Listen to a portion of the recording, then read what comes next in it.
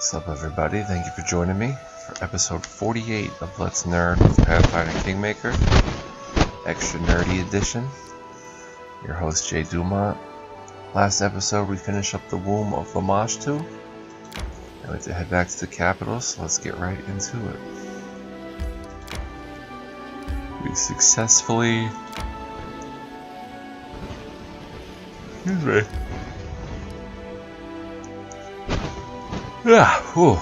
It's a bit late here and I'm a bit tired.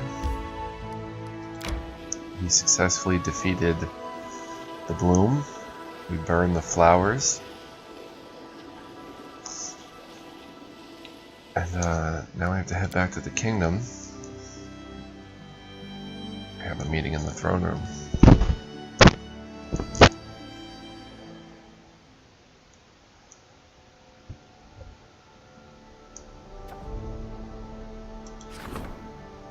Okay, some stuff popping up here. Well, we'll deal with this when we get there.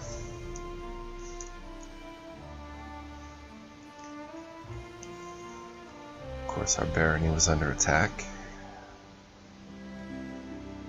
by wild, monstrous beings from the first world. I need to catch my breath.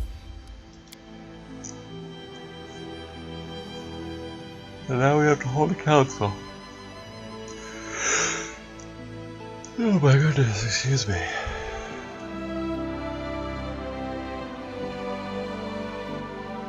An energy drink crashing right now.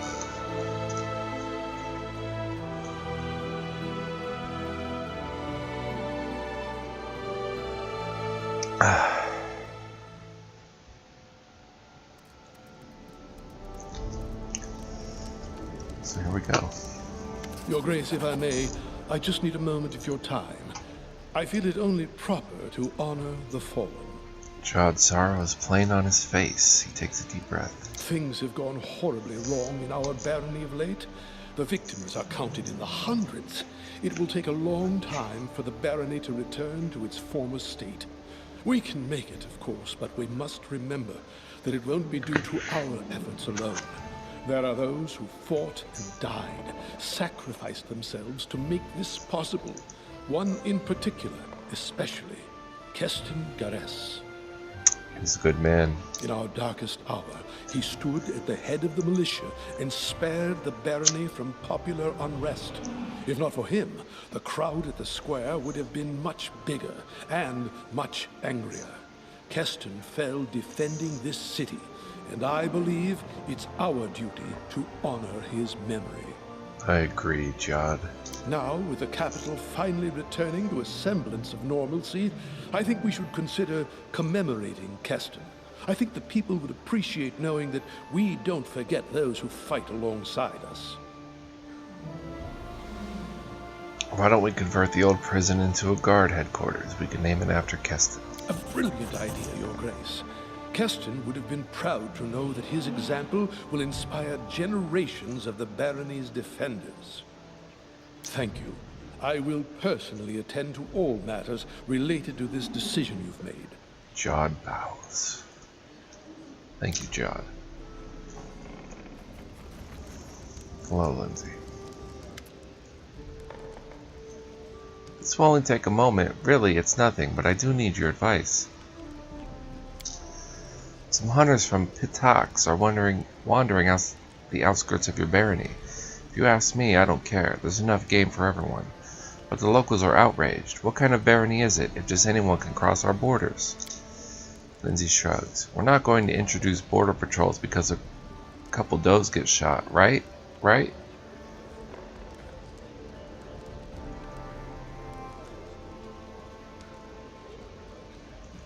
Let's just look the other way. They're only hunters. That's what I thought too. So let's discuss something more important.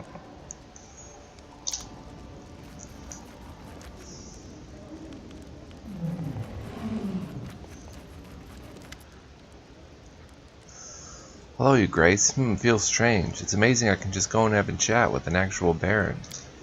Wanted to talk about Ekin. I'm worried about him lately, although worried might be too strong a word. He's way too gloomy, even more so than usual if that's possible. Life without a family must be hard for him. But he's not completely alone. He has us. I know we can't replace what he lost, but we must remind him that we are here and he can talk to us. What are you getting at? What I'm getting is that we should hold a merry revelry and use the opportunity to talk to him heart to heart. If we just invite him for a drink, he'll no doubt refuse. So we must organize everything in secret. We'll gather guests, prepare food and drink, break a kun, and have so much fun.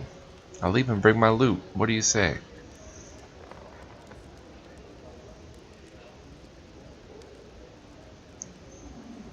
You are right, I can't stand looking at Ekken's glum face any longer. Time to cheer him up. Lindsay's face brightens with a smile. Wonderful! As we know, great minds think alike. I've talked to Alina the innkeeper and she's happy to help us. Although, between us, I'm not sure what made her so enthusiastic. Anyway, you should talk to her and I should go and think what I'm going to play. And one more thing, don't be late. I fear if we don't pull Ekken out of his mood now, it'll be too late. Right. The season of bloom was over. Its invasion of magical beasts stopped. Finally getting a break, it was time for us to restore the capital and count our losses. Indeed. Well said, Lindsay.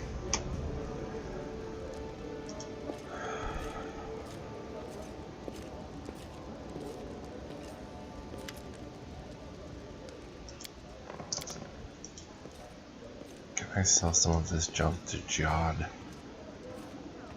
How may I serve you, your grace?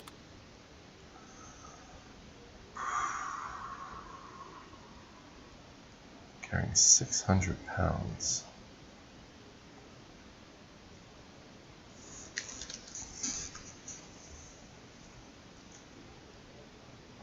Let me just go to my chest for a minute here. Drop a bunch of this stuff. Cold iron longsword, we'll hang on to that. Decapitator.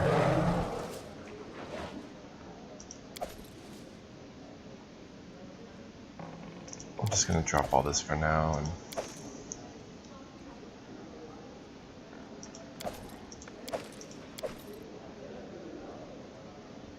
I'm still heavy. Do we have a bunch of pelts? Probably. Oh.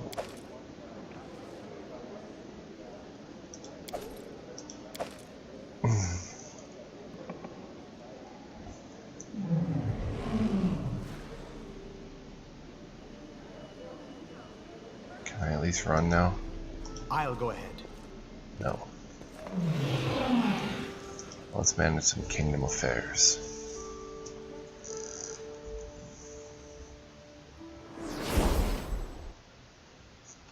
See, honor the fallen.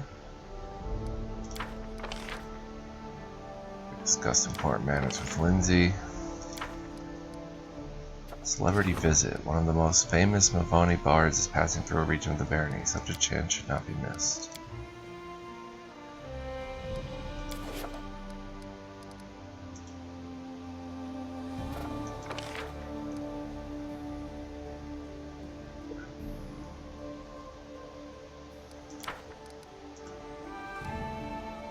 Open Guard Headquarters. Keston Gares fought valiantly, holding back the monster invasion. Honor him by naming the new guard headquarters after him.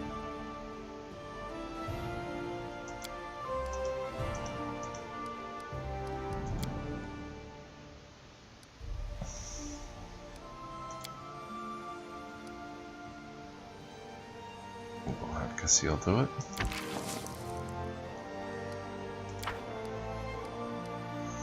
I don't know if that's going to automatically I'm hungry. When we stop? advance 20 days. Doesn't. Support the Grand Diplomat. More serene again.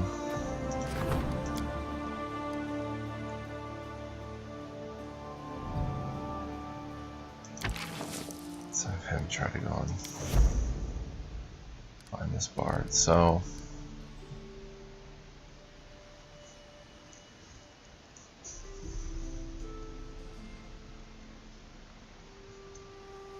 that's about all the kingdom stuff we'll do right now.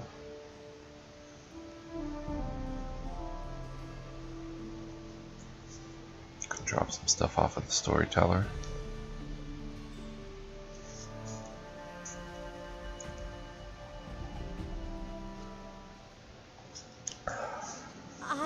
I'll go need ahead. to catch my breath.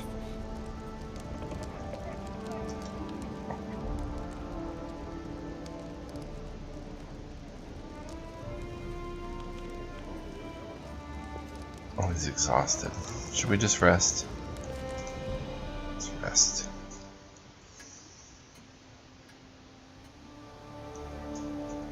Now we can move, right?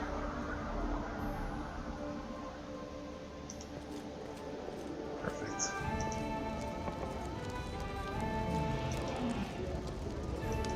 Won't be the same without Keston, though.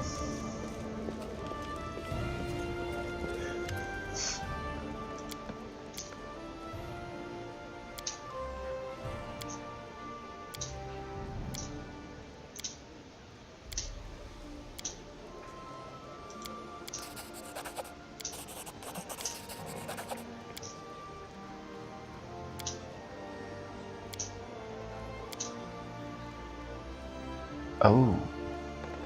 Saddled horses neigh and stomp their hooves. They cannot wait to travel distant lands, searching for the legendary treasures of an ancient empire.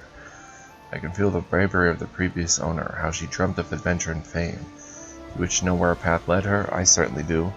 Then listen, and I shall recount to you the story of the search for the gemstone cave. Be happy to trade the whole set of items for their story. Can you hear it calling to us? Let us hurry. Tell me about the gemstone cave. 10,000 gold coins. Story time with J. Dulon. Told you this is extra nerdy edition. I hear hooves clattering, wheels creaking. I smell the smoke of campfires. Wind kisses my face gently, and rain washes it with tears from the sky. We are on a road heading north. We're on our way to the no man's land, beyond the edge of the map, which promises a home to those who do not shy away from adventure. Those lands are where we'll find our freedom and prosperity. I'm Jaxine Trestrin, from the Tandak Plains, the heart of the great Taldan Empire. My family is old but not rich. My inheritance as the youngest daughter barely covered the horses, cart, and supplies for this trip, but who cares? My real inheritance was a sharp mind and strong hands ready for hard work. My children will know riches that my ancestors could hardly dream of. In the great Taldan Empire, knights, fair maidens, heroic adventures, and righteous quests are the legends of old Taldor. But the once powerful empire has fallen from its former glory. Now rival nobles battle with each other with bitter knights and proxy armies for personal power rather than honor. 1,000 years ago, on the Emperor's order, the 5th Army of Exploration mapped the region around the Great Selen River. Endless miles of plains, hills, woods, and swamps. My ancestor served in this army, and his diary mentions a particular cave filled with wonderful gemstones, floor to ceiling. The army turned back, leaving the gems unclaimed for centuries, but now they'll be mine. Onward. Why did the army leave the gems untouched? It's a real mystery. My ancestor spared no words describing the beauty and riches of the cave. He even described how to find it, but he didn't explain why the army had left such a treasure behind. Maybe that part of the diary was lost. Well, even more interesting then. Maybe we'll get to shed some light on this ancient mystery. What will you do when you find the mine? Isn't it obvious? I'll claim the land where the cave is located as my own property and a part of the Taldan Empire. Then if anyone tries to take it from me, they'll have to deal with not just me, but the Imperial Army as well. Why do you think the gems are still there 1,000 years later? Of course, so much time has passed, a lot could have changed, but there are still no big cities in those wildlands to this day. If someone were mining gemstones there, I think we'd have heard about it by now. Go on. We reached the area described in my ancestor's diary. The locals from the tiny villages scattered in the area call this region the Canelands. It's a strange, eerie place. What we originally took for hills as we passed through turned out to be ancient mounds, where you might find the buried bones of unbelievably ancient creatures, older even than Earthfall. That gemstone cave must be around here somewhere. So Earthfall was the cataclysmic event, which a swarm of meteorites impacted Galarian in minus 5293, resulted in the destruction of the human empires of Thassalon and Aslant, which were consumed by earthquakes and massive tidal waves, the creation of the Inner Sea.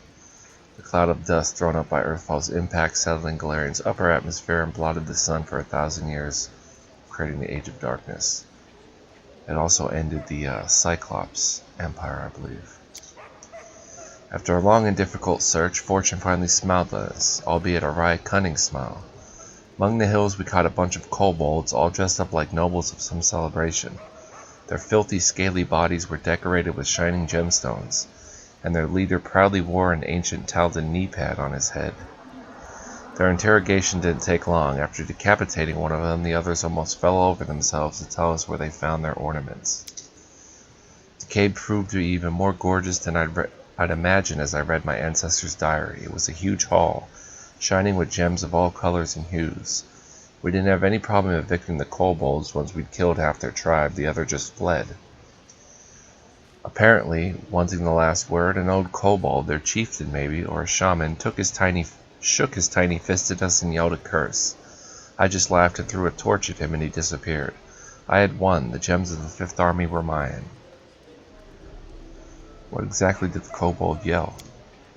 He yelled that they would go, but that we would stay forever. What a curse. Oh no, I was already going to claim the lands anyway. Did you try exploring the mounds? We did. My best scout noticed an obviously artificial entrance into one of the mounds. He and a small team went in to explore it. Several hours later, a dense smoke rushed out of the mound. It began to rumble, and then it exploded. All that remained was a smoldering crater. We didn't risk fooling around with any ancient legacies after that, and later we had enough of our own trouble to worry about. Go on. Inside, we found ancient girders supporting the walls and rusty tools scattered around. There were also graves, several of which had been opened by the kobolds with pieces of ancient Taldan armor in them. It seems some ancient people had been mining gems here after all. Unfortunately, we had no way to find out what had happened to them, so I declared the mine my property and we began our own work. A small town quickly grew up around the mine. First it was just locals, then people started traveling from afar. Miners, bards, brewers, priests, and of course traders of all kinds. Taldor sent a squad of soldiers to guard the new imperial mine and trade routes as well. My lands prospered, too bad it didn't last long. It took us less than a year to discover what happened to the mine's previous owners and why it had been abandoned. What did you do with the exhumed remains? We reburied them honorably. They became the first residents of our small new cemetery, which we had to expand considerably not long after. Go on. Things were going great, but then the rumor of an epidemic started spreading through the town. I did my best to reassure the locals, though by that time I knew better than anyone that gray stains on the skin, along with nosebleeds, was essentially a death sentence. The mine's previous owners didn't just leave, they died out from ash leprosy. We were infected when we explored their graves. The best clerics and healers our money could buy all said the same thing: the disease wasn't curable. I still held hope that if I bought enough time we could find a cure, but news of the epidemic reached the Imperial Army. They were ordered to quarantine the entire area, and our guardians became our jailers overnight. The settlement was sealed off by a triple cordon of guards. We continued mining gemstones like before, but the traders took advantage of our situation and raised their prices. People were dying, but the town lived on as the Empire kept sending a new workforce, branded criminals. Thanks to the efforts of our healers, I lived longer than many others, but soon I didn't even dare leave my house. It seemed not a single person in the settlement didn't wish me dead. I died alone, slowly rotting alive, surrounded by treasure beyond measure, a leper queen of a doomed kingdom. My last thought was of how funny the kobold's curse had seemed, and how quickly it had come true.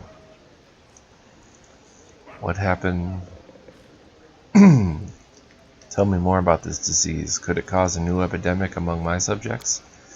No, worry not. Ash leprosy may have been incurable in Jaxine's time, but the Taldans eradicated it completely centuries ago.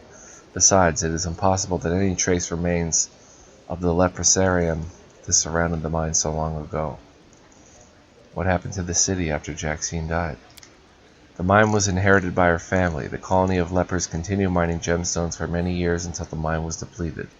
Once the mine was done, the town slowly died out. Once the last leper had died, the Empire sent a group of clerics and wizards to the site, and they used prayers and spells to reduce the infected town to safe ashes and collapse the entrance to the depleted mine. 1,500 years have passed since then. No one even remembers a colony existed there anymore.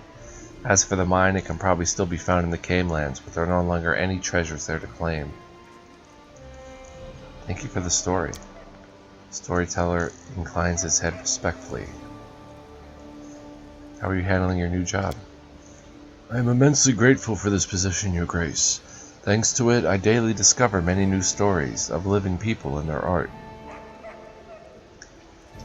Alright, till we meet again.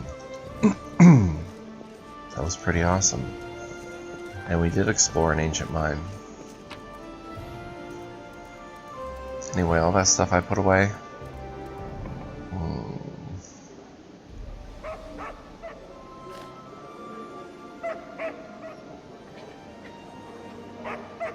I want to back out now. Best of 100 pockets. +5 competence to trickery skill checks.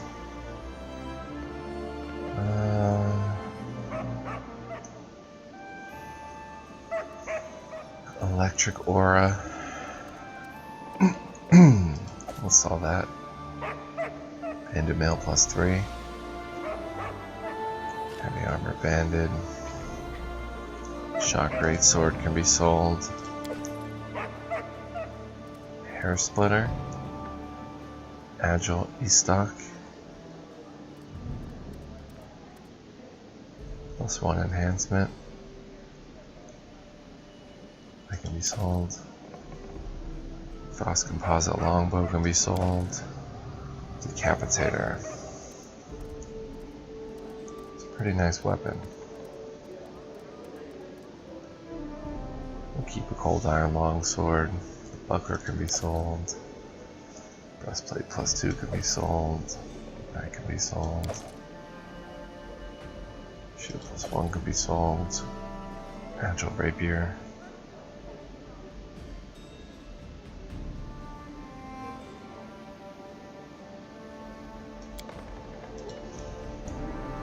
A wielder with weapon finesse feat can choose to apply dexterity modifier to damage rolls with an agile weapon.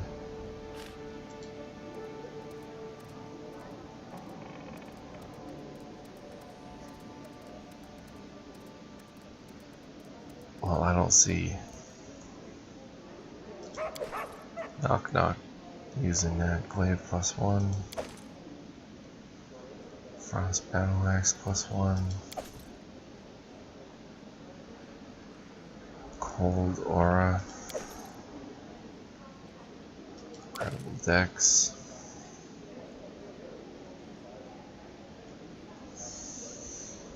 With bombs, we can give that to Jubilost. Keen kukri. Shock. Short sword can be sold. Man, a lot of this stuff can be sold. Hide armor +3. Chainmail +2. Bound thunder. Power of metal. It's still pretty good. Grim finale. Cast vampiric touch on hit. Cast finger of death when unequipped. Maybe Jayethal could use it, but E-splitter. Giant Bane.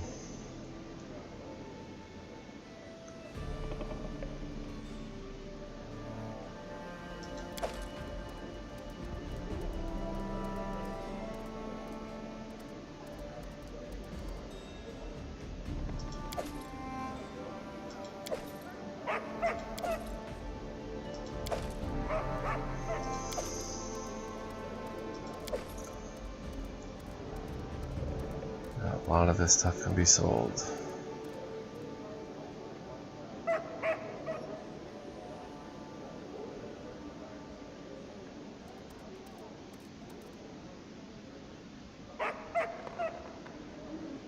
Wonder if Knock Knock can use that. Probably too heavy. Alright, let's go do some selling. Got 63,000 gold.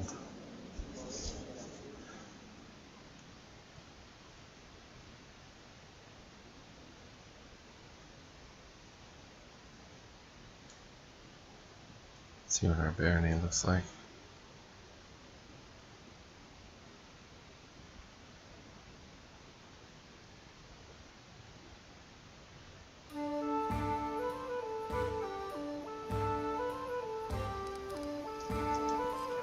Well, we cleaned up the place quickly.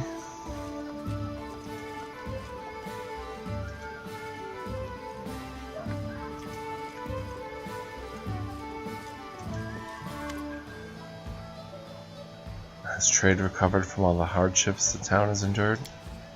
It's been a terrible tragedy, but we've stood our ground and overcome it. We now sell almost as many goods as we did before the catastrophe, and we're even lacking in timber, stone, and construction tools. The prices are sky high.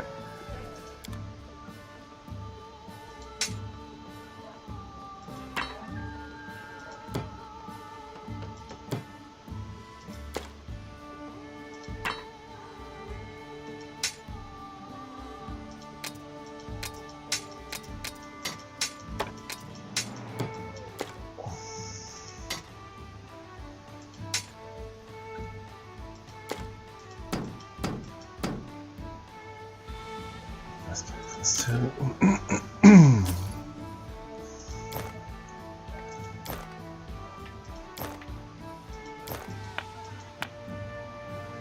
Paragon of Winter. Cold resistance 30. I don't know, we'll hang on to that.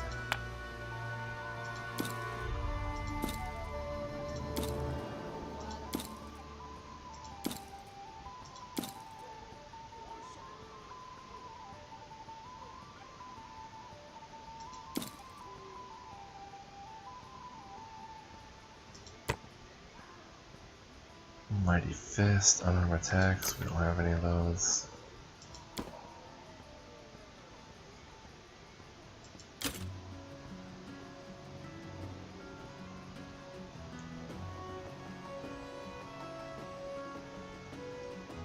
Level 3 Acid Arrow. So that. Burning Arc.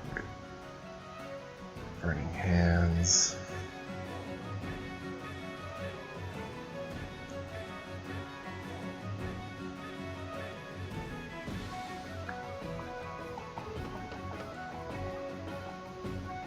You can hang on to those. Oh, wait, I don't want the ruby sold. Sell our pelt.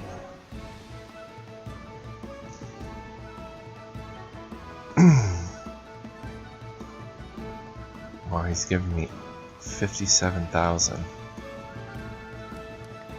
Boink, look at this, 120,000. Wow.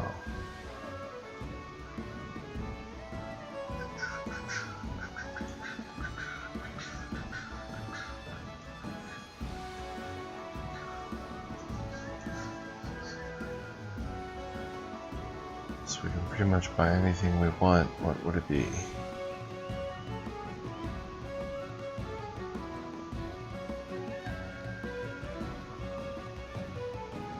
Troublemaker.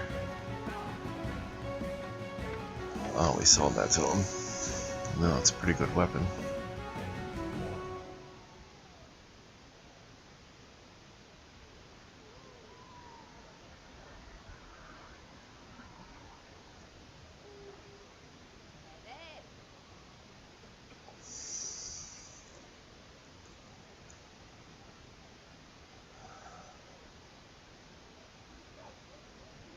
Scrolls.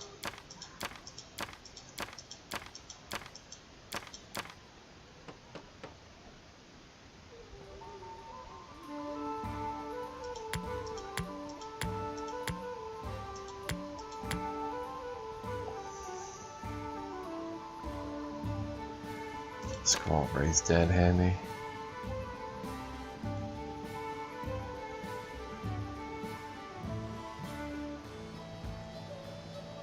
Some build points.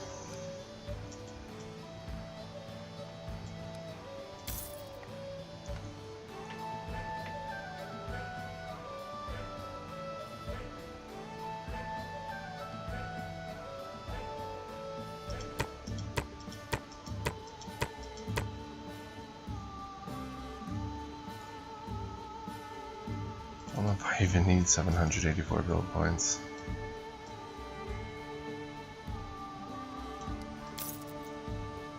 $60,000. Boom. Alright, we're gonna go build some stuff.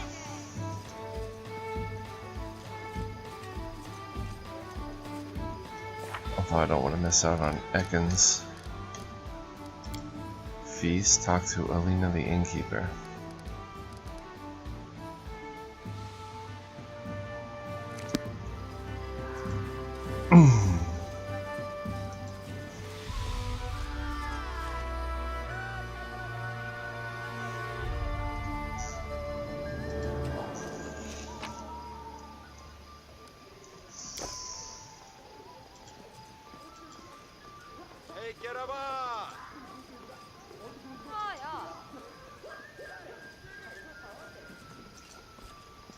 Let's buy some more scrolls while we're at it.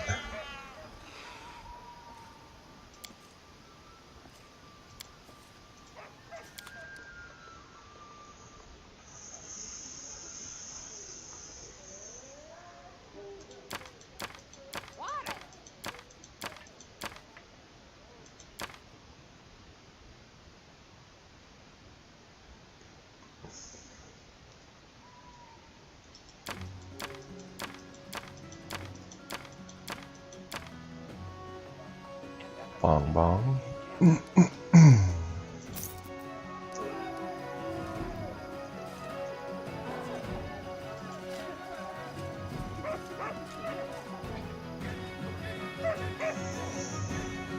See this building again? Okay.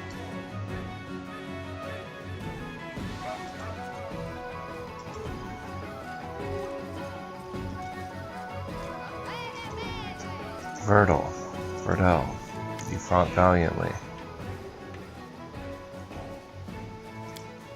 Do you have anything new?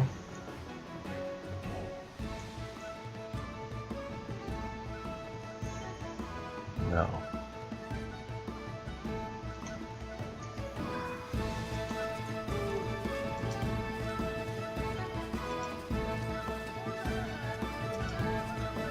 So what I want to test here is I want to quick save and see if I have enough time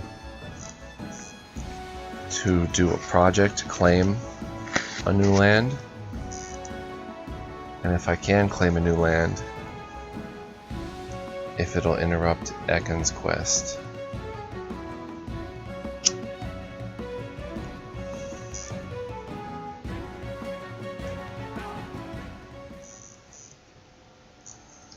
I want to do that.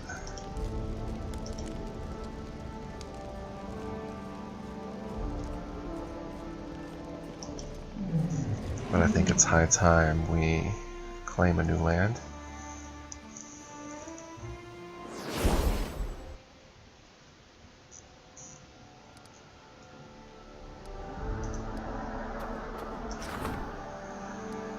Still researching Bald Hilltop.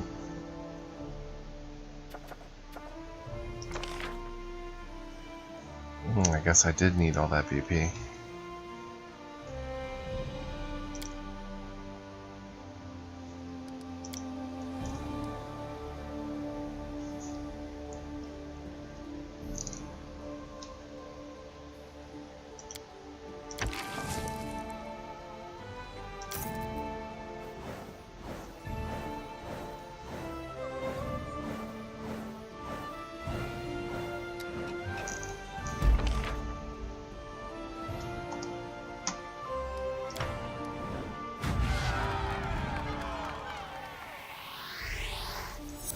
Not bad.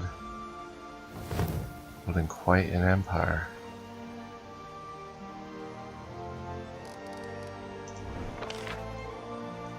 Success. The treasurer purchased the litter and hired the best dog trainer in the city. Economy, culture, 10 VP.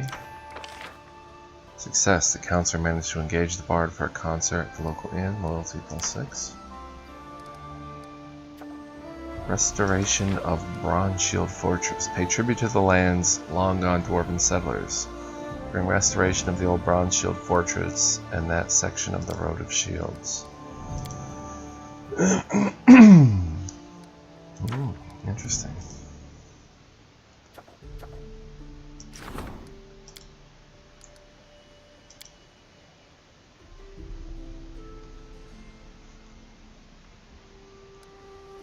We have all month to handle those opportunities.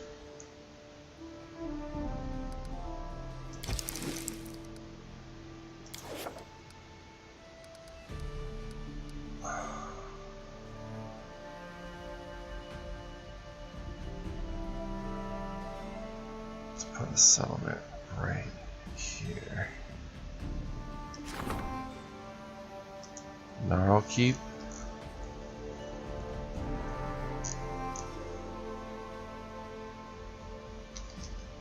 How about South Gnarlston?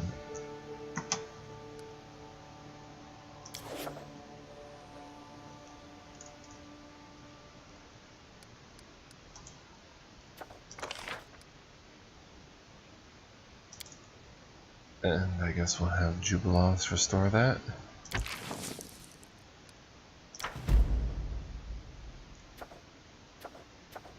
Restoration of Bronze Shield.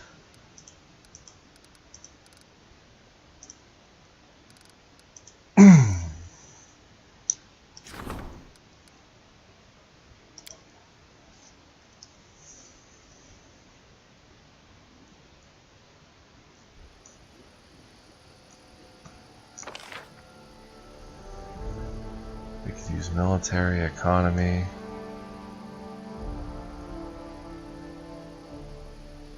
Arcane.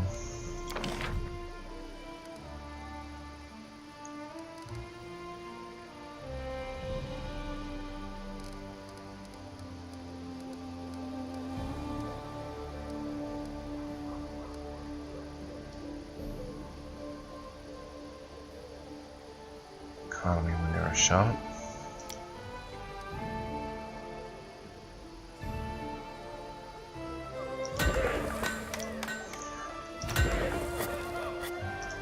Let's see what we can upgrade now in the town.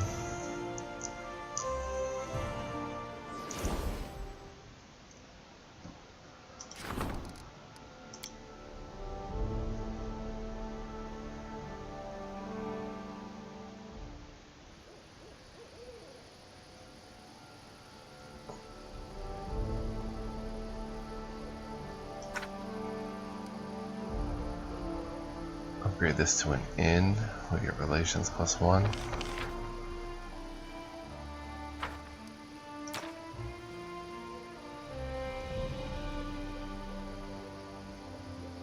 To a temple, we get divine +1.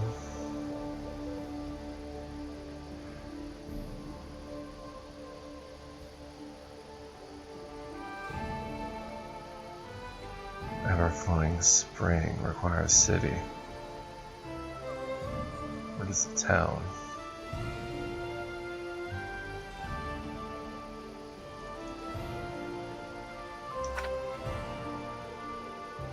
Upgrade that.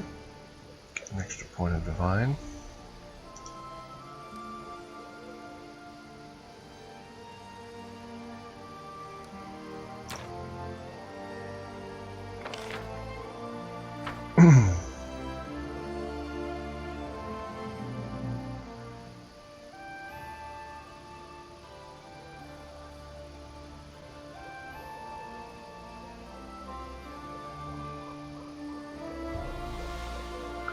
Town hall.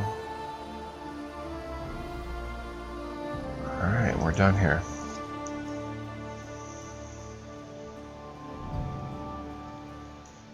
Let's check on Ekin.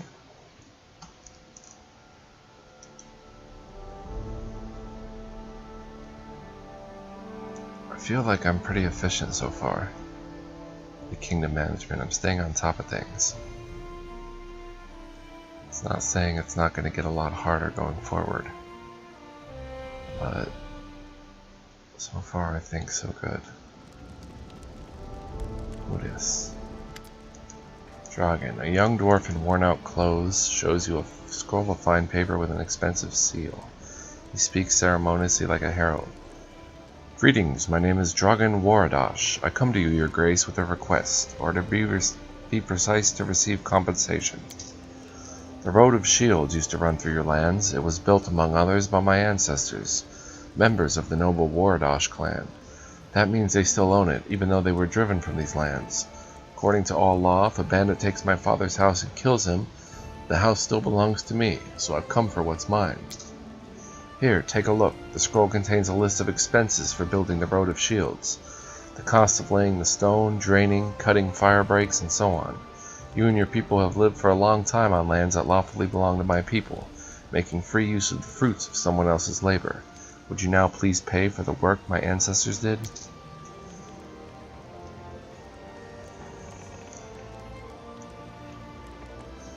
I, Dragon Waradash, humbly demand compensation for those who are no longer able to collect. I do not ask for gold. It's better you give me a house with a shop, which will cost as much as the sum in the scroll. You see, I'm a blacksmith, and I'm used to earning my living honestly, but I can't work without a shop. As soon as I get what's mine, I'll open the shop right away. Then you'll have at least one decent bladesmith. Fine, I'll do as you ask. The dwarf blinks several times, surprised. You agree? Just like that? Seriously, I never thought I'd meet, in this land of thieves, a ruler who honored the law. You are a truly worthy ruler. Well then, I guess we'll meet when you satisfy my petition. My respects.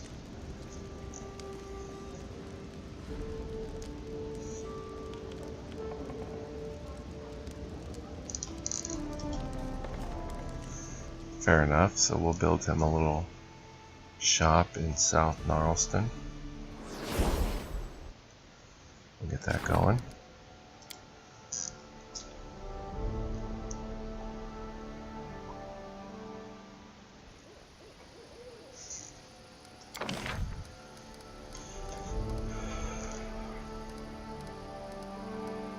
Dragon's Armor Shop. Possible in when adjacent to its tavern or longhouse.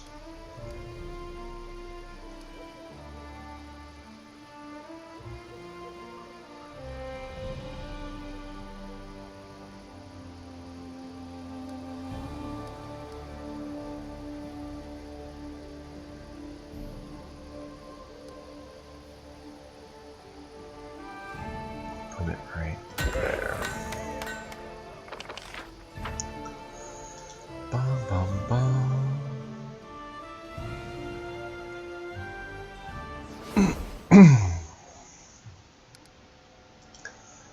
Now, I believe we have a merry festival to throw for Ekin.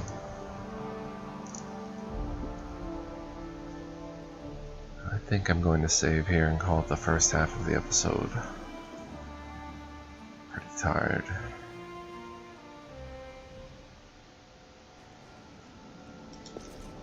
I'll go ahead.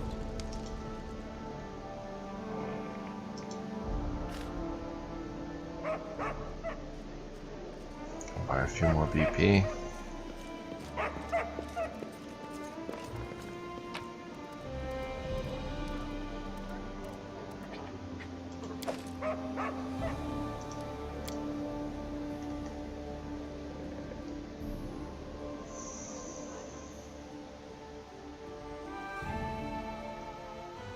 Let's make sure I don't go in the red.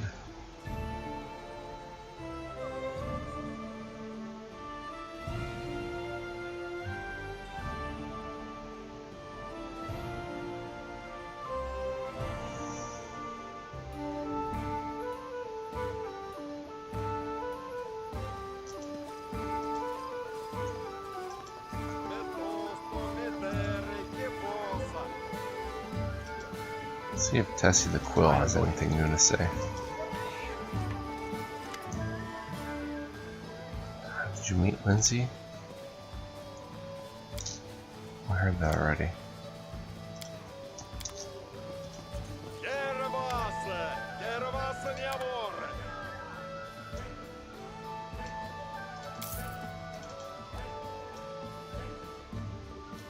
Just to keep him going in the red.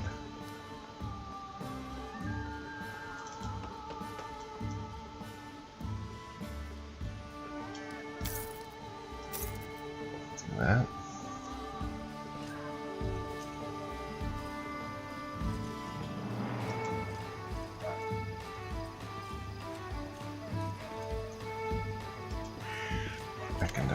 We haven't even learned much about him. In this playthrough, I was using him extensively in my first run. Well, there's Summon Leopard. Oh, a couple of them. Seem harmless. The path is clear.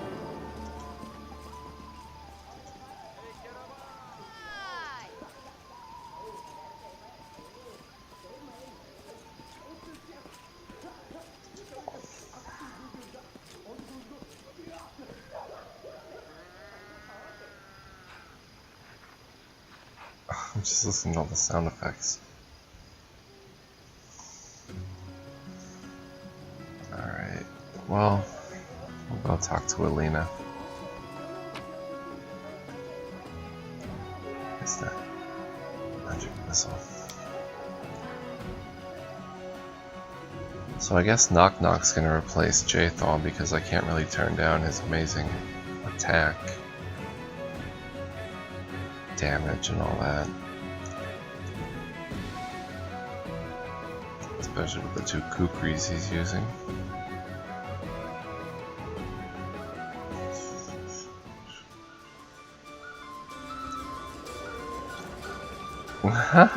The giant owlbear pelt that almost destroyed the capital has become quite popular in his new role. That's amazing.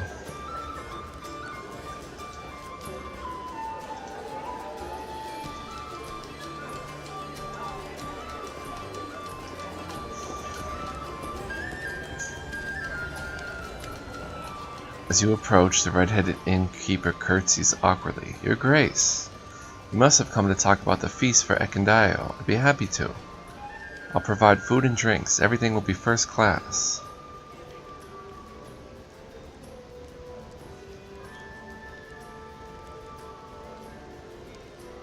And we need only to agree on the place. I guess there's no two ways about it.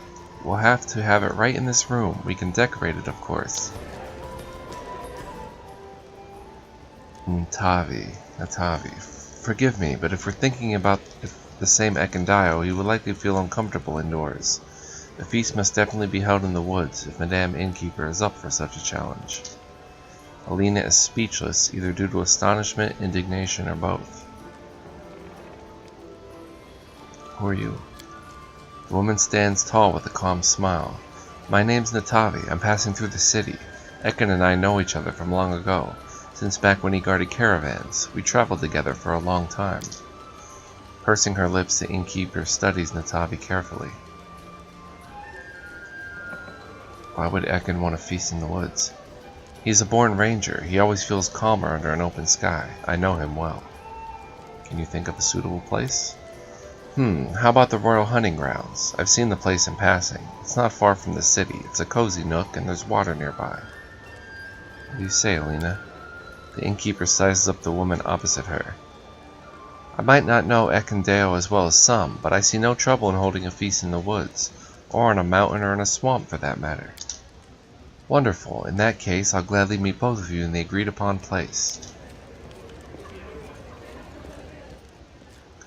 My, I've seen a lot since the keeper here, but when one just invites herself like that, the innkeeper clicks her tongue. Oh, what got into me, grumbling. It's high time to start cooking. Your Grace, please take care of bringing Ekendayo to the agreed place. Lindsay and I will do the rest.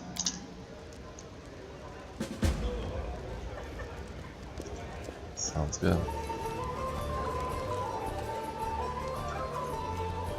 I love that I'll go ahead. pelt there.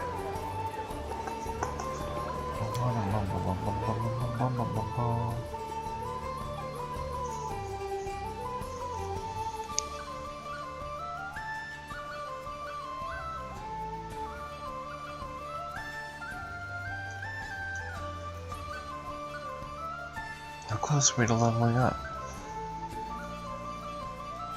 After that woo of a Moshtu, we've got to be somewhat close.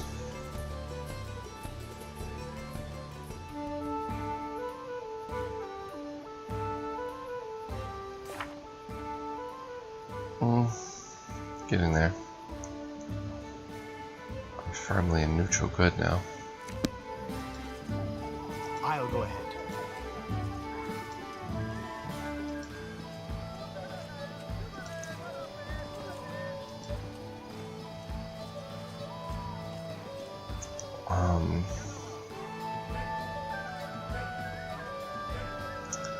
I can dial.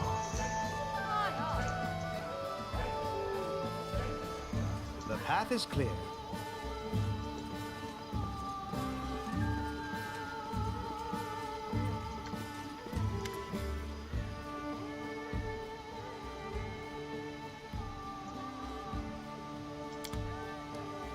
Oh, so we have to bring Ekandile to the agreed upon place. So he's got to come with us, which means probably should level him up.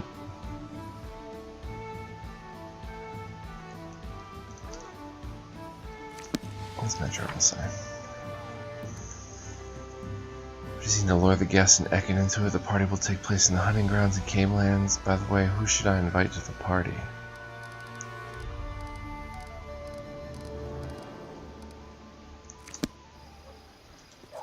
Is that what we're picking here?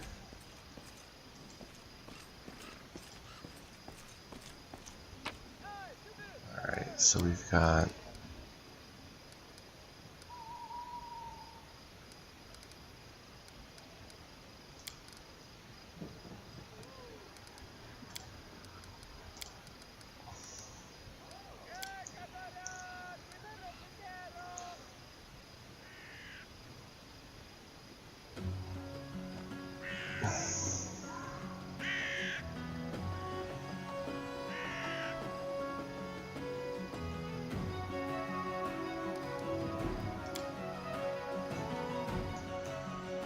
that's pretty good. Just do what you consider right and let others discuss it. You know, not everyone gets a chance to become a Baron, so discussing a Baron's action is actually all the unlucky ones can do.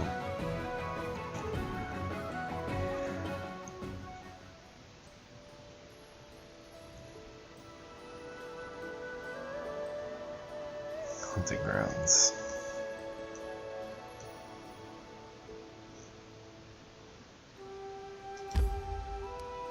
I guess we can do that now.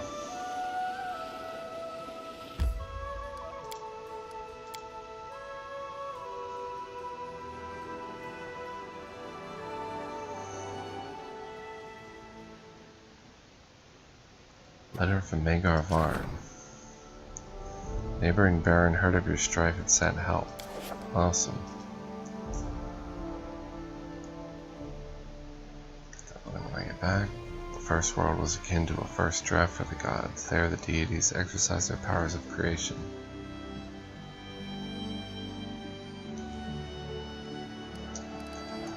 Alright, so I'll save this as, what is this, 48? Getting to the big 5-0. Hope you're enjoying. Continue this episode. Be right back. We are back. Just here looking at the character sheets. And I noticed the Sirius has a great use magic device, so we're going to try to maybe give him a wand of burning hands.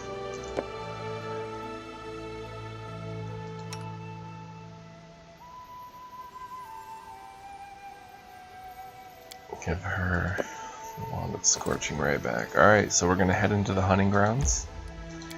Where there's a party for Ekin.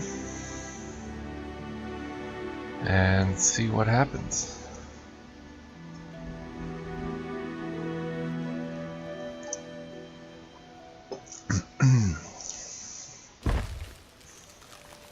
What's that? I hear swords being drawn.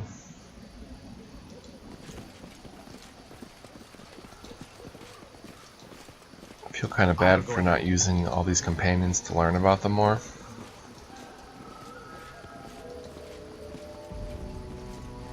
I would switch them out more, and maybe I will now and again.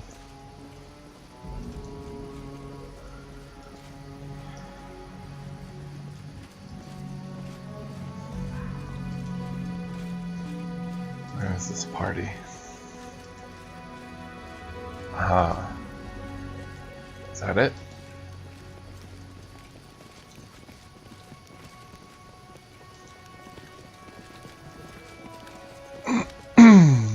Lena.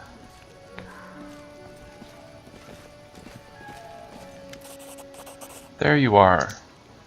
Ekin, old friend, speak of the devil. Ekin's face freezes in surprise. He stares at Natavi and Alina silently for a few moments, completely still. Ekin turns a quizzical look to you.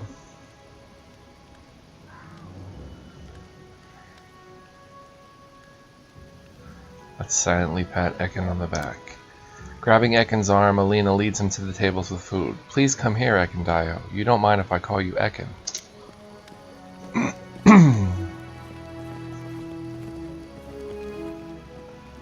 Natavi fixes her hair and you notice a tattoo of a stinging wasp on her wrist. Following the couple with a long stare, Natavi says quietly to you, "Please come to me when everyone is busy eating and drinking. I would like to talk to you."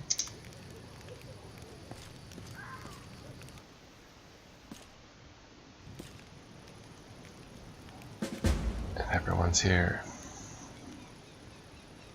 Where am I? Mary.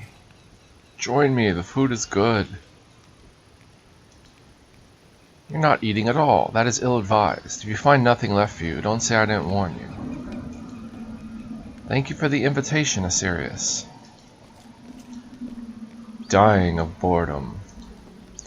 Oblivion and death, unconsciousness and alcoholic lethargy. Is it not all the same? Great celebration. It's nice to see smiling faces all around and forget our troubles for a while. The path is clear. Indeed. Reg?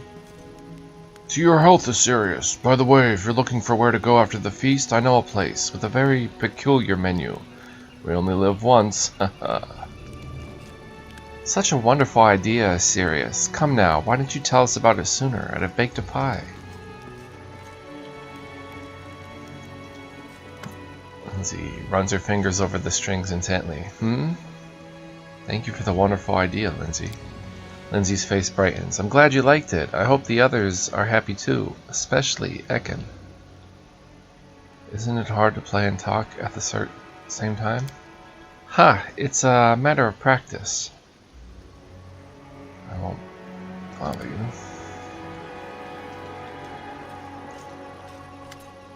What can I do for you, Your Grace? Thank you for organizing such a wonderful party for Ekin.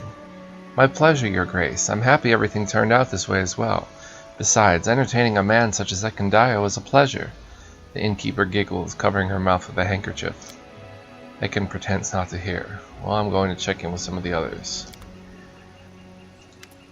The ranger greets you with a curt nod. Your Grace must want to talk to Ekin. I'll go make sure everyone has enough to drink.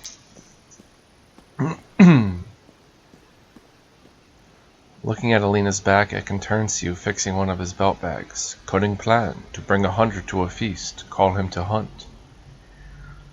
You know Lindsay.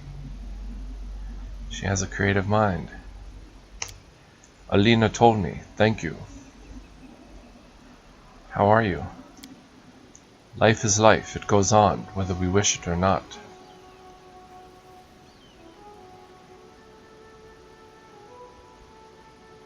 What do you mean? I'm still thinking about them.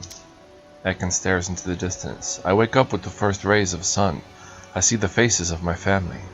Fire turns to ashes, midday turns to midnight, and when the stars are shining, I still think of them. Some days our bitterness and rage fill me. I drive them away. Other days I feel a smile on my face and I appall myself. Only hunting numbs my feelings. But the farther I follow the trail, the darker the woods are, and the harder it is to find my way back.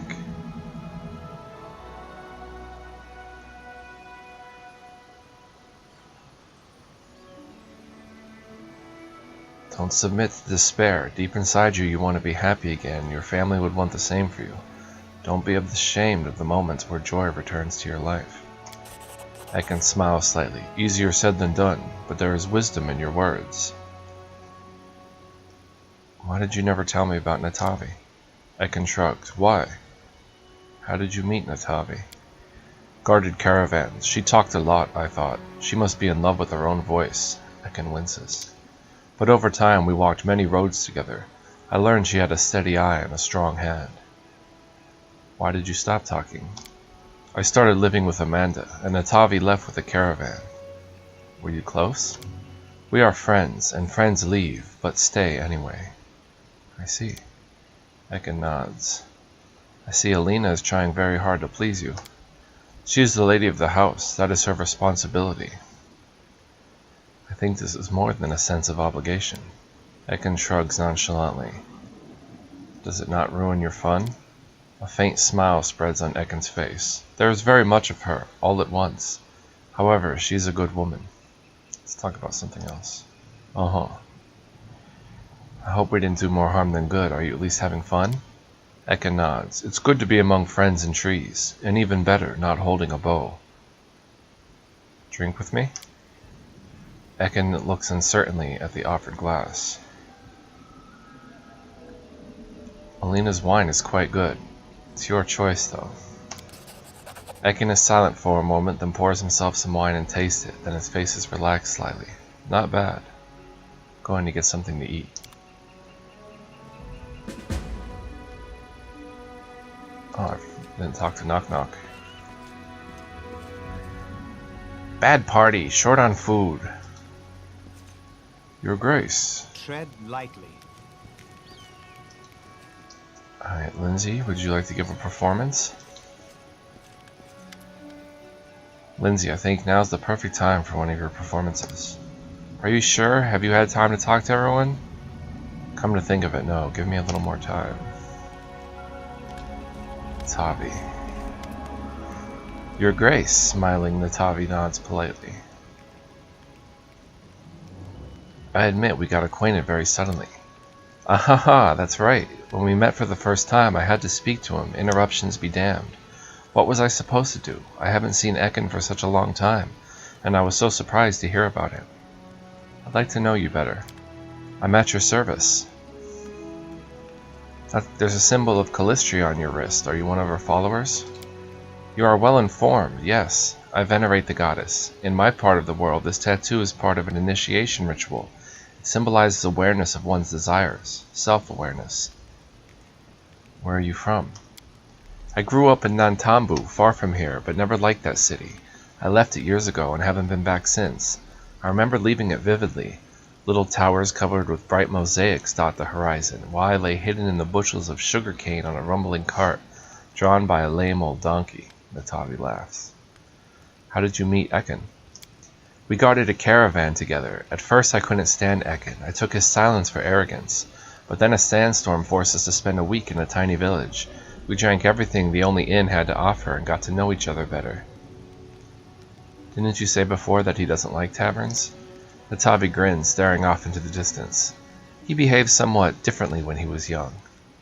Curious story. And old is the world. Ekin never mentioned you. You don't say. Haha, it can't be. Natavi looks at you with a smirk. And he's usually so talkative. Keeps talking about himself, his past, his dreams and plans. A couple of jokes here and there.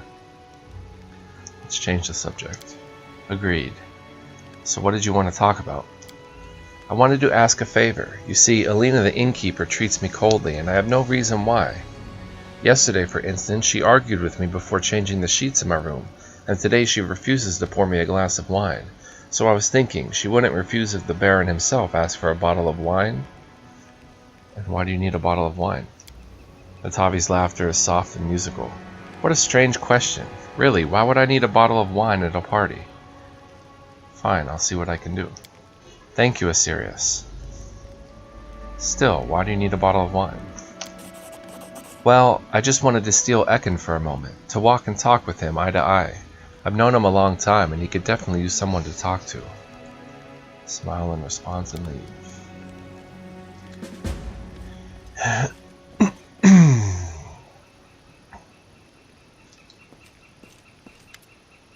What could I do for you, Your Grace? Alina, could you give me a bottle of wine? Don't bother with the bottle, Your Grace. I'll pour for you. Just bring a glass.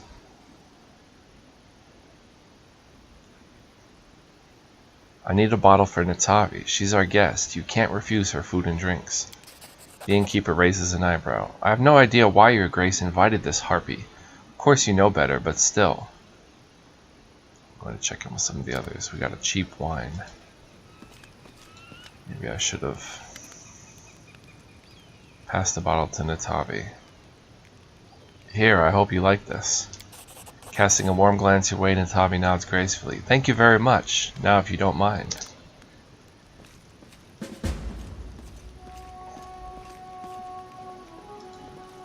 Alina, could you please find a wine opener for me? Would you please wait?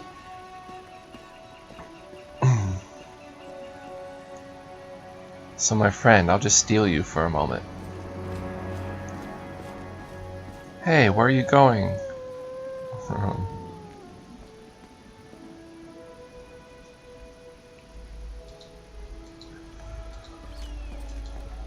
Dog is sad they left.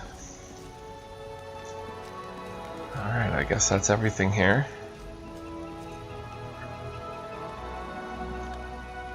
Lindsay can play us a song. Is she dancing? It's the perfect time for one of your performances. Are you sure? Have you had time to talk to everyone? Alright, be right back. Alright, I'm sure. Begin. Ahem, your attention.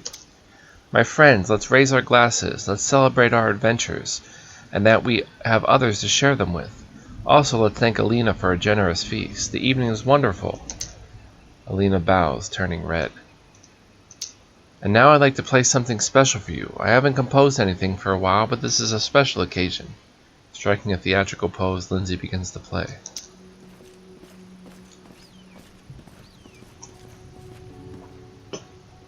Ekin quietly takes a place next to you. Music starts flowing. Lindsay's performance isn't perfect, but it's deep and emotional. One cadence follows another, and music echoes among the trees. Suddenly you notice that Ekin is standing much closer than you thought. You realize he's slowly moving closer to you, fidgeting from foot to foot and trying not to look at anyone.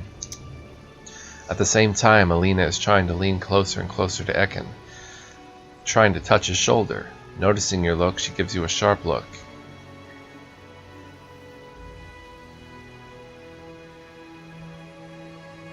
Let's try to shove Ekin closer to Alina. Ekin, my friend, you crowd me so. Turning red as a beet, Ekin whispers an apology and moves towards Alina. She grabs Ekin by the arm, looking at you gratefully. Finally, Lindsay strikes the final chord and the sound fades. Pleased with her performance, Lindsay receives well-deserved applause. Yay.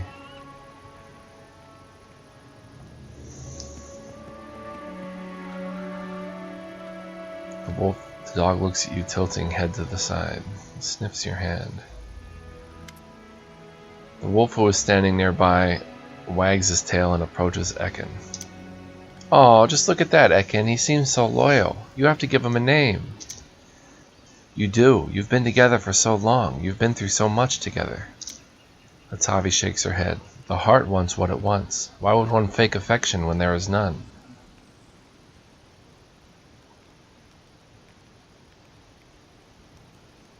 I think he deserves a name. Looking at the dog and thinking for a moment, Ekin smiles slightly. His name is Akbo. Alina looks at Ekin and seems to forget about the whole world for a moment. That's better. A wonderful, imposing name, well chosen. By the way, friends, not to sound too mundane, but I'm quite tired and we still have to get to the city. Maybe it's time we pack up? Akbo. The evening went great. We enjoyed it so much. Ekin seemed to enjoy himself as well, and we managed to dispel his gloom, if only for a night. Well, that was a success then.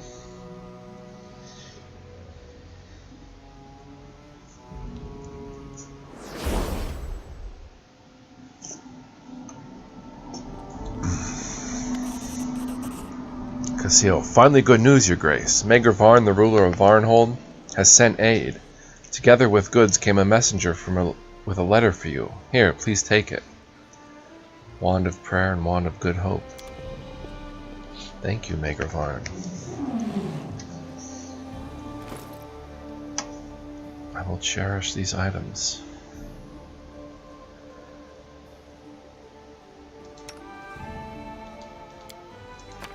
I think she can use a wand of prayer. Good hope cast level 7. Each affected creature gains +2 morale bonus on saving throws, attack rolls, ability checks, skill checks, and damage weapon rolls.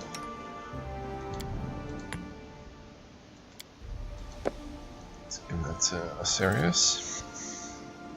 Awesome. And let's read the letter from Maegor Varn.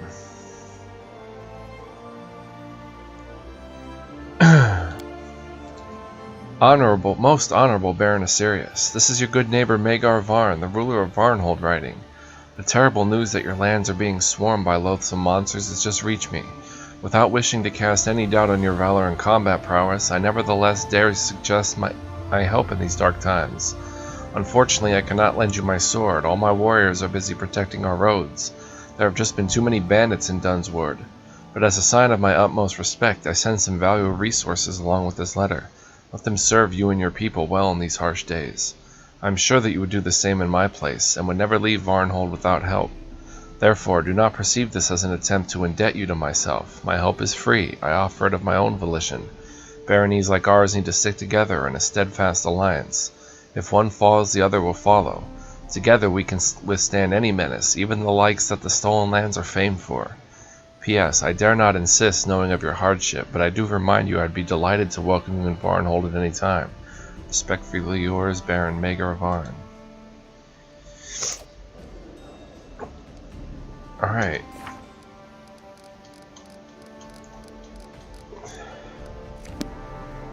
Well,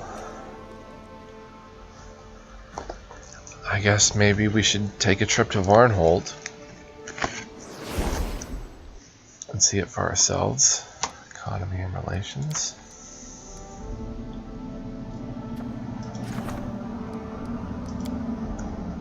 Opportunity.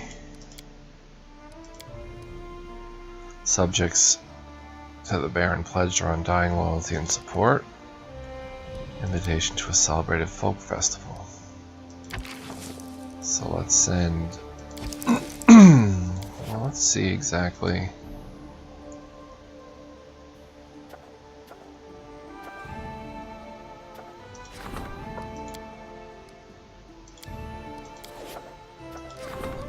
Support the Grand Diplomat.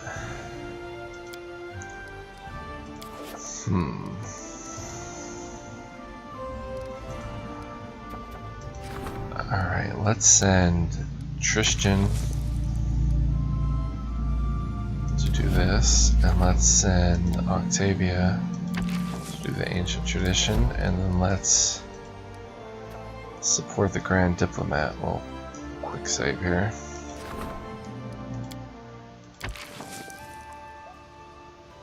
Start the project.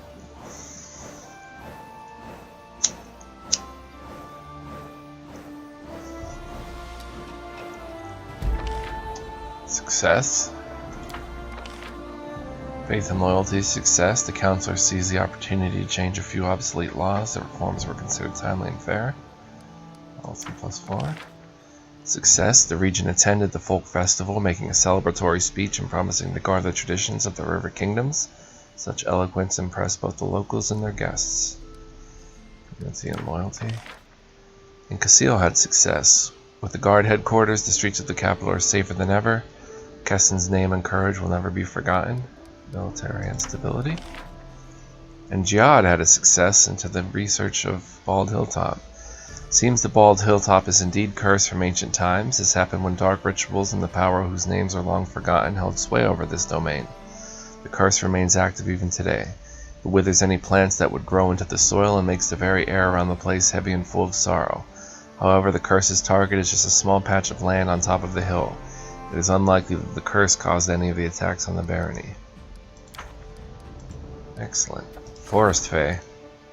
Amazing news. One of the region's peasants claimed that benevolent Fae have blessed their crops and helped treat their animals and live with them as neighbors. This is certainly worth investigating. Let's send the storyteller. It's going to be a tough role for him, but we'll try it. And let's see.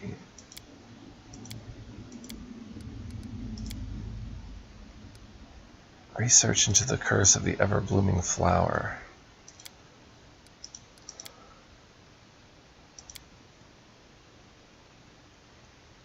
Havoc nettle.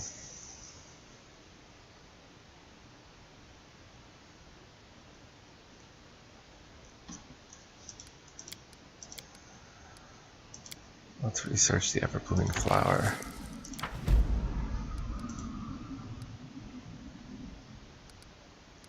And I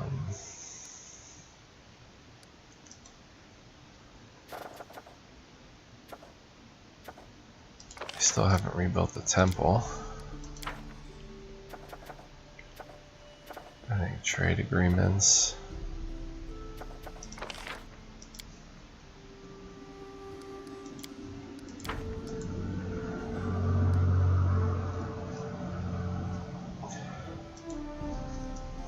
Alright, let's, I guess, head to Varnhold.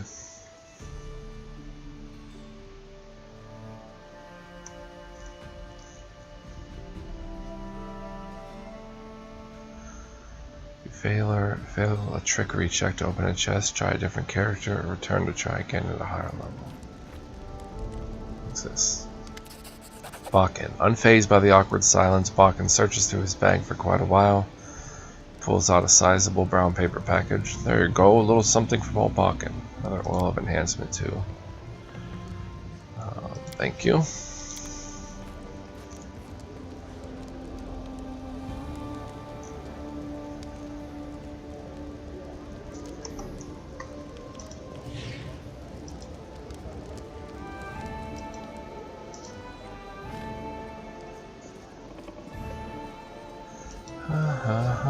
I'll go ahead. Do we have anything for the storyteller?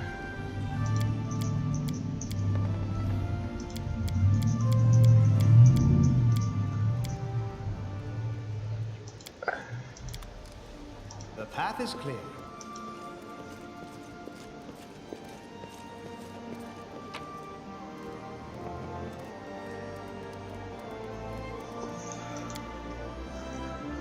The Fey Lords of the First World are called the Eldest. These creatures have godlike powers, inhuman logic, and immense ambition.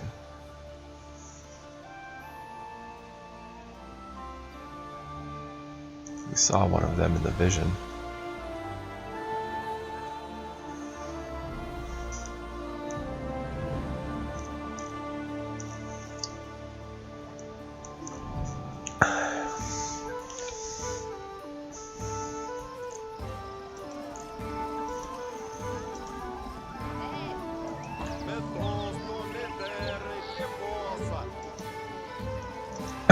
So let's...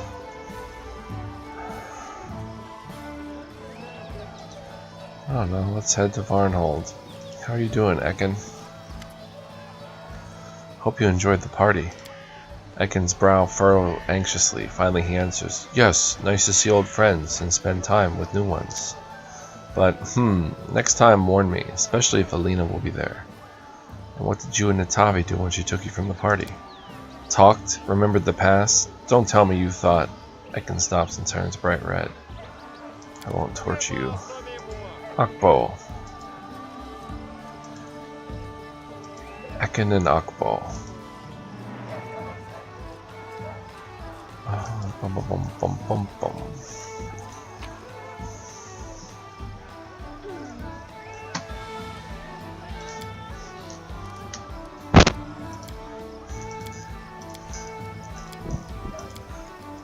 Same crew.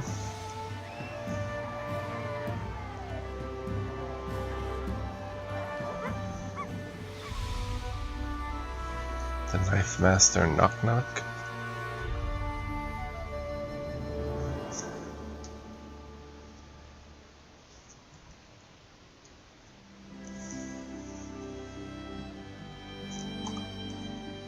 Check out the Lonely Mill. Actually, let's check out South Gnarlston first.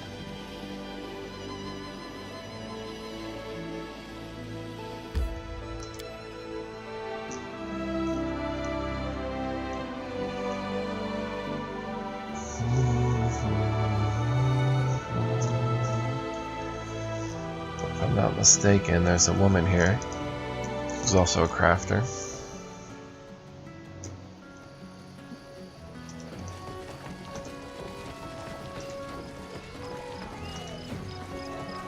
Dragon.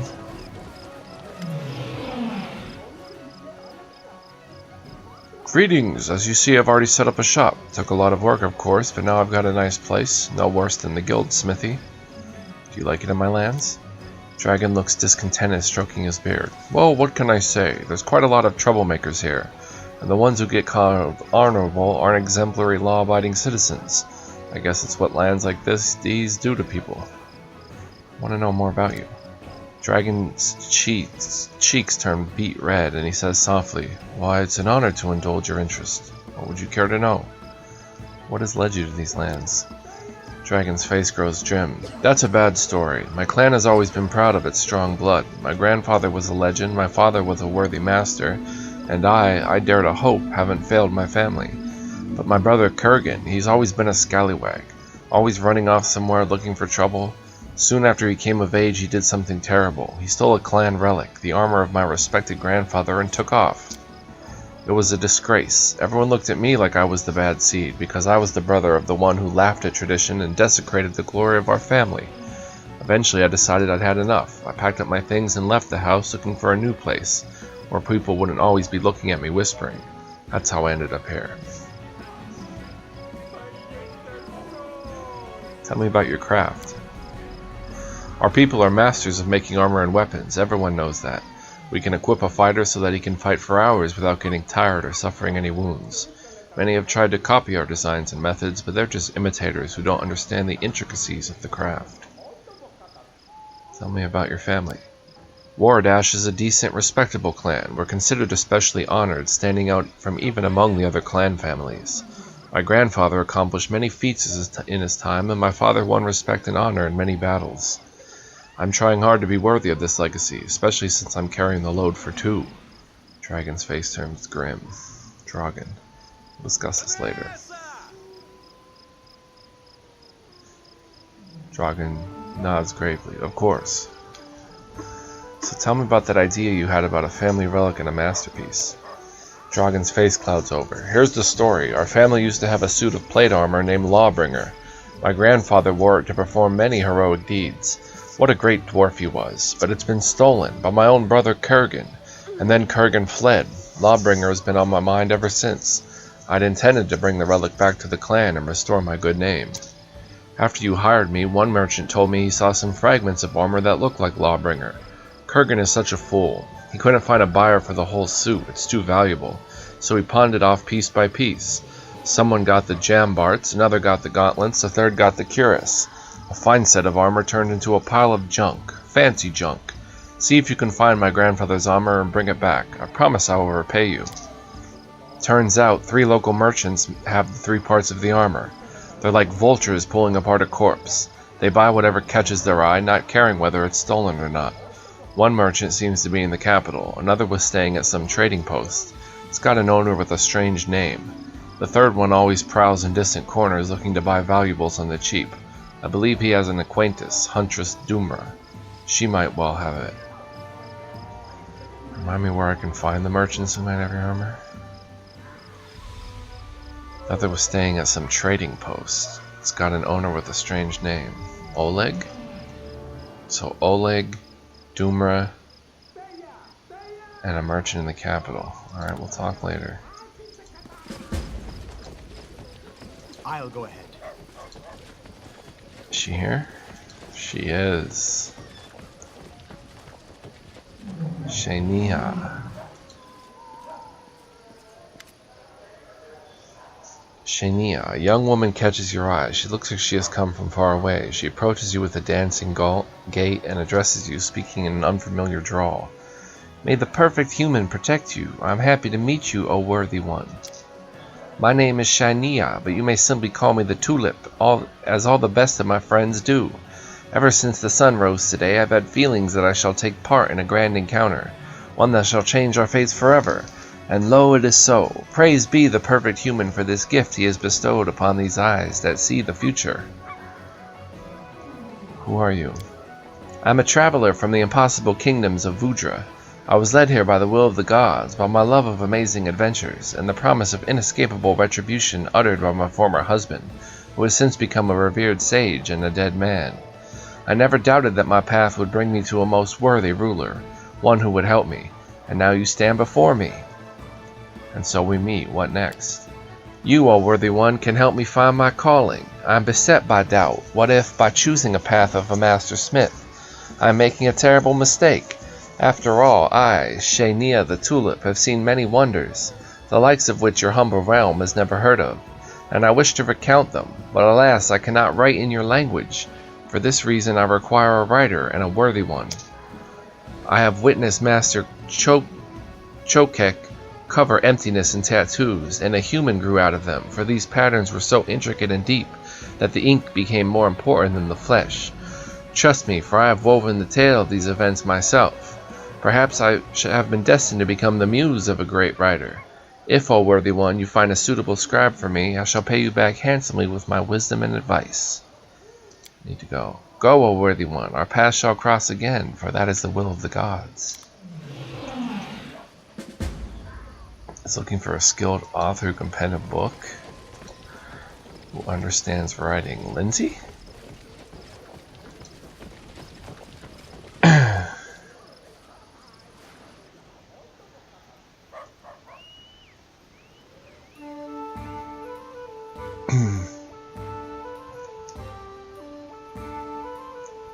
So do we bring Lindsay here?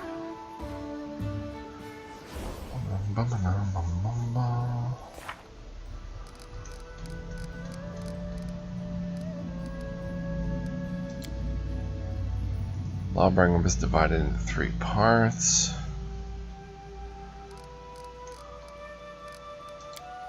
Shania Vudrani is looking for a skilled author who could pen a book about her amazing adventures. She needs to talk to someone who understands writing.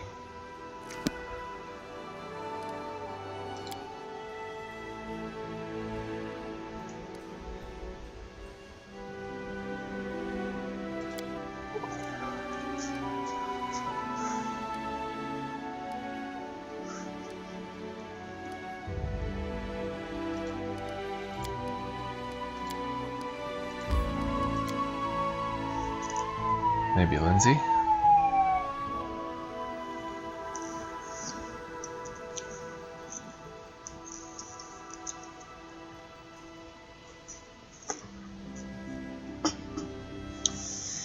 Who else would understand writing? Maybe Tessie the Quill.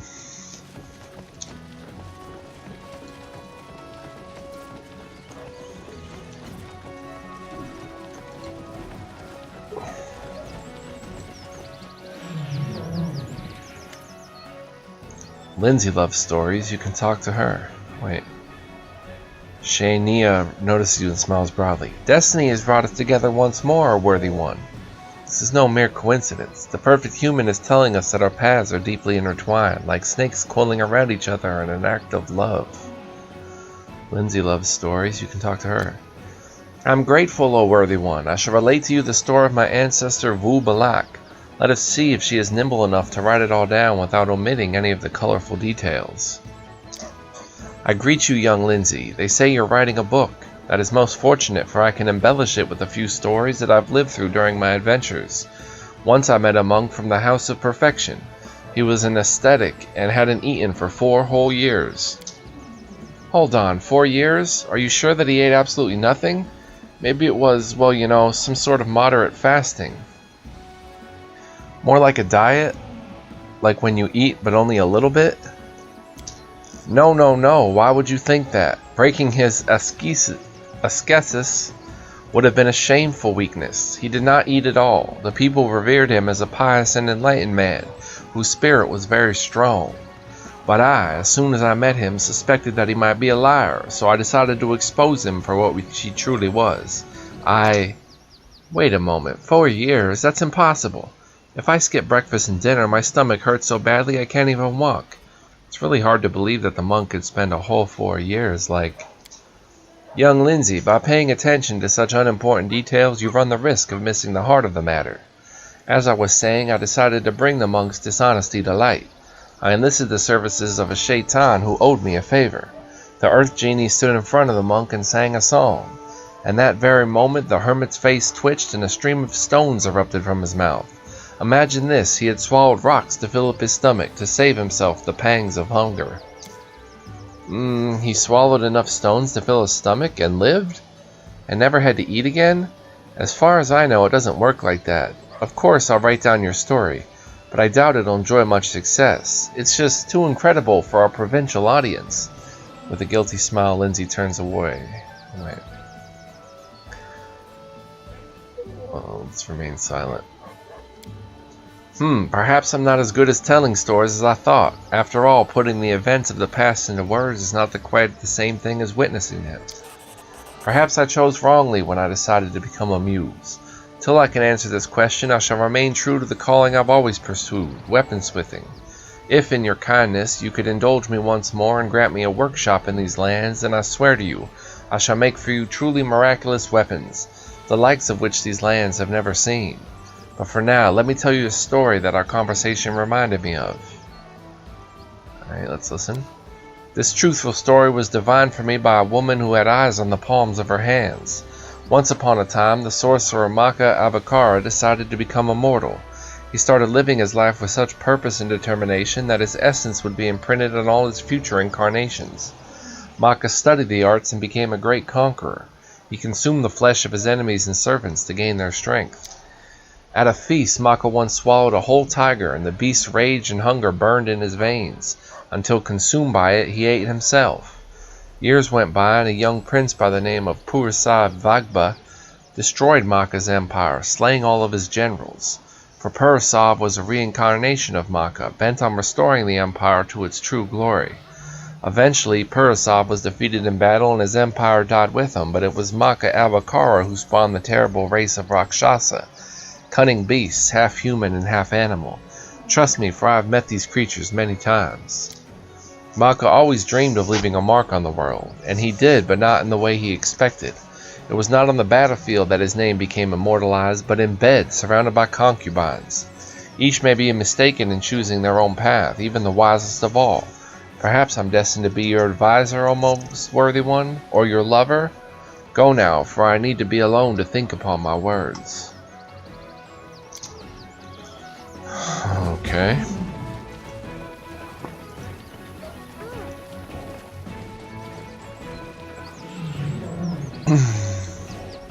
So if we build her a workshop, she's going to craft items for us. We need to visit Oleg, Dumra, and the capital.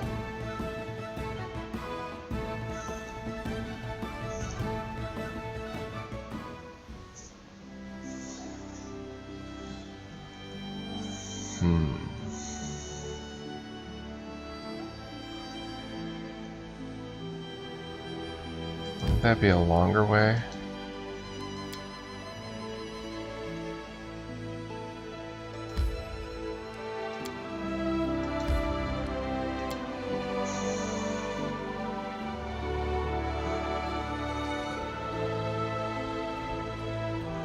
Alright, let's visit the capital first.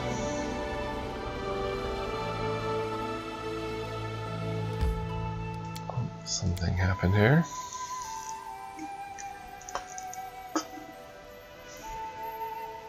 I think I'm going to end the episode here soon. An amazing discovery in the Howling Wolves. Some foreign treasure hounders found an amazing artifact at a dig site. It'd be nice to obtain it, but how?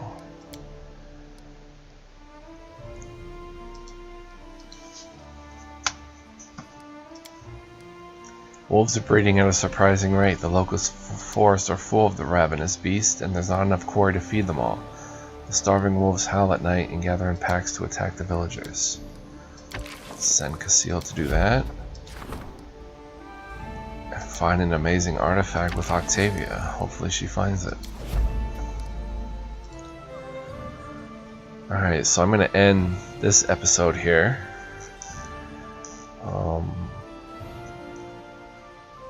We had a feast with Ekin.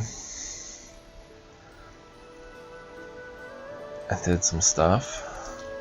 So I'm going to jump right into the next one. This was 48, right? We're getting close to the big 5-0.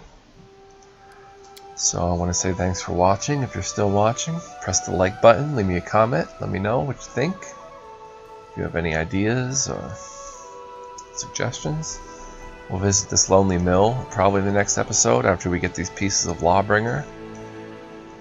And I will see you then. So stay tuned for more from J. Dumont. Peace out, everybody.